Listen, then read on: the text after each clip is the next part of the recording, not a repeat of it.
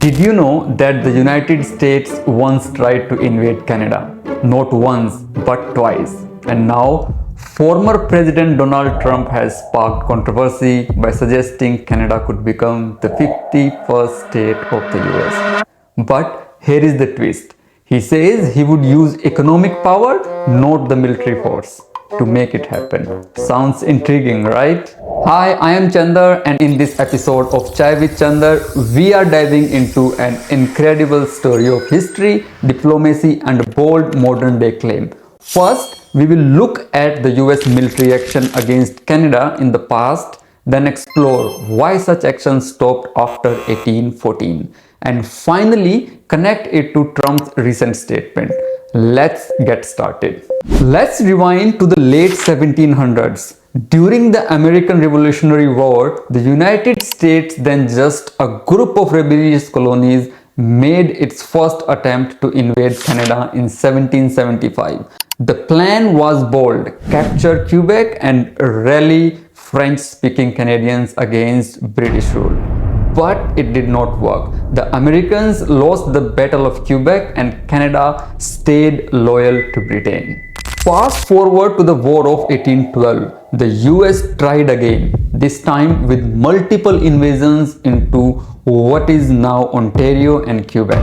They captured and burned York, today's Toronto, but faced stiff resistance from British forces, Canadian militias, and indigenous allies led by the great leader Tecumseh. And here is the fun fact. In retaliation, British and Canadian forces burned Washington DC, including the White House, in 1814. Yes, you heard that right.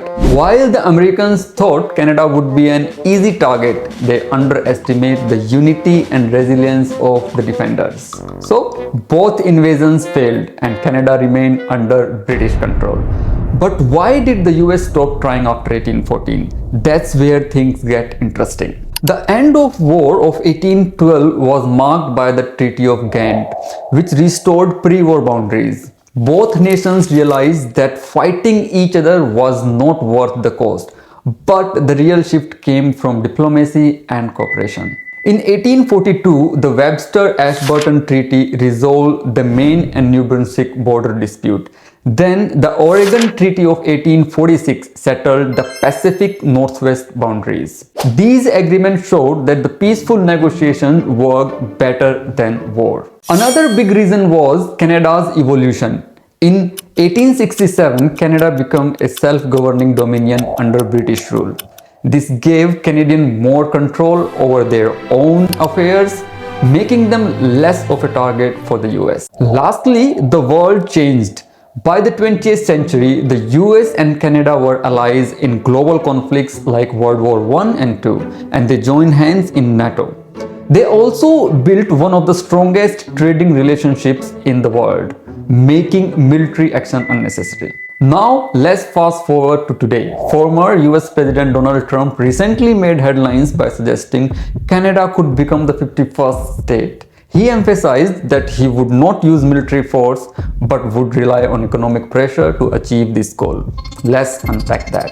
Trump's claim reflects how power dynamics have shifted. In the past, countries used armies to expand their borders. Today, economic tools like trade agreements, tariffs, and sanctions can be just as powerful. Trump is known for his America First approach.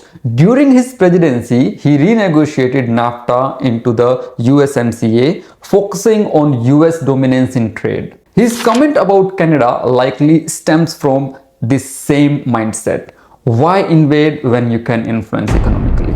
Of course, Canada isn't likely to become the 51st state anytime soon.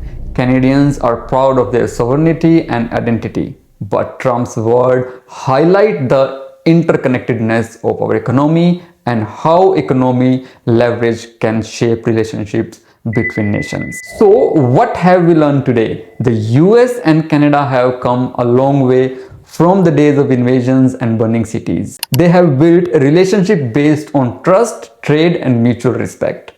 But history has a funny way of reminding us how power dynamics evolve. from military conflicts to economic strategies. Trump's statement may be bold, but it's also a reflection of how the modern world works. What do you think about his claim? Could economic pressure really bring two nations closer, or is this just another controversial comment?